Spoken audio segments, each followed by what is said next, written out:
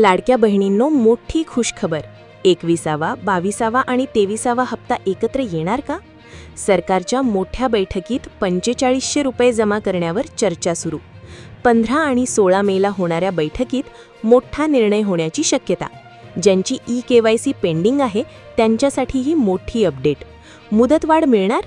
बंद झालेले हप्ते पुन्हा सुरू होणार? आजच्या व्हिडिओमध्ये पहा, 3000 की 4500 रुपये हप्ता नेमका कधी येणार? कोणाला मिळणार लाभ? ई-केवायसी बद्दल सरकारचा मोठा निर्णय. हा व्हिडिओ शेवटपर्यंत बघा, कारण पुढचे 50 सेकंद तुमच्यासाठी धक्कादायक असणार आहेत. 4500 रुपयांचे गणित आणि न्यूज रिपोर्ट्स. बघा ताईंनो, सध्या सोशल मीडिया आणि न्यूजपेपर्समध्ये एकच चर्चा आहे, ती म्हणजे 4500 रुपयांचा हप्ता. काल आपण सकाळ न्यूजपेपरची बातमी पाहिली होती आणि आज टाइम्स नाऊ मराठीने देखील यावर शिक्कामोर्तब केला आहे. आता तुम्हाला प्रश्न पडला असेल की हे 4500 रुपये कसे?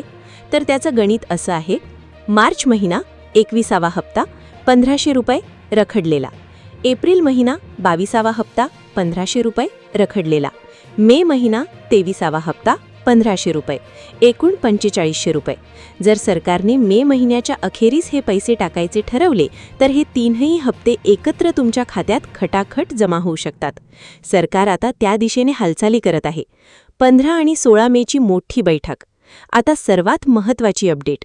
महिला व बालविकास विभागाच्या वरिष्ठ अधिकाऱ्यांची येत्या 15 आणि 16 मे रोजी एक महत्त्वाची बैठक होत आहे.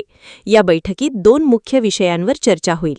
एक, हप्ता वाटपाची तारीख. रखडलेले हप्ते नेमके कोणत्या तारखेला जमा करायचे यावर अंतिम निर्णय होईल. ई-केवायसी समस्या. ज्या महिलांची ई-केवायसी पेंडिंग आहे किंवा तांत्रिक अडचणींमुळे होऊ शकली नाही, त्यांच्यासाठी काय मार्ग काढायचा हे या बैठकीत ठरवलं जाईल.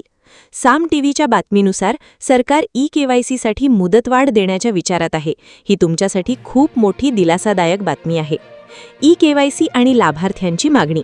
माझ्या अनेक एकल माता किंवा लाडक्या बहिणी आहेत ज्यांना ई-केवायसी करताना तांत्रिक अडथळे येत आहेत.